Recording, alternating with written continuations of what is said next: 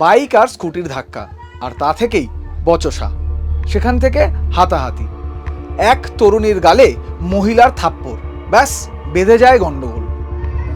Video সমাজ মাধ্যমে আসতেই শিরোনামে তৃণমূলের এক মহিলা কাউন্সিলর।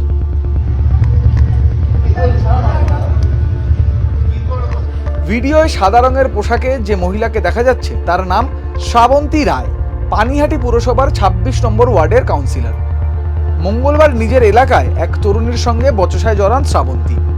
পরিস্থিতি উত্তপ্ত হতে হতে এমন জায়গায় পৌঁছয় শেষ পর্যন্ত পুলিশকে হস্তক্ষেপ করতে হয়।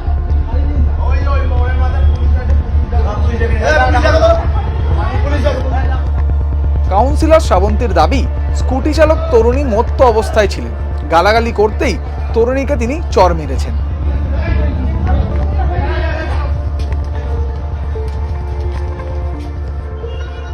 শাসক দলের জনপ্রতিনিধির রাস্তায় মার খাওয়ার দৃশ্য ভাইরাল হতেই আসরে বিজেপি। ভাইরাল ভিডিও পোস্ট করে বিজেপি নেত্রী লকেট চট্টোপাধ্যায় লেখেন, এই হলো মামাটি মানুষ সরকারের আসল রূপ, পশ্চিমবঙ্গের উন্নয়ন রাস্তায় দাঁড়িয়ে। সুযোগ ছাড়েননি সজল ঘোষও।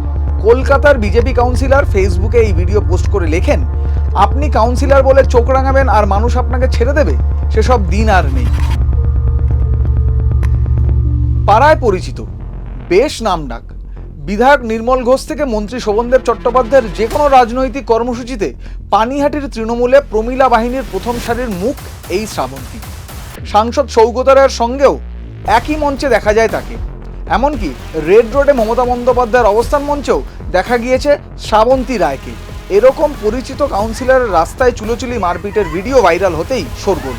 যদিও শ্রাবন্তীর ঘটনায় বিজেপির কটাক্ষের এখনও কোনো জবাব দেয়নি তৃণমূল।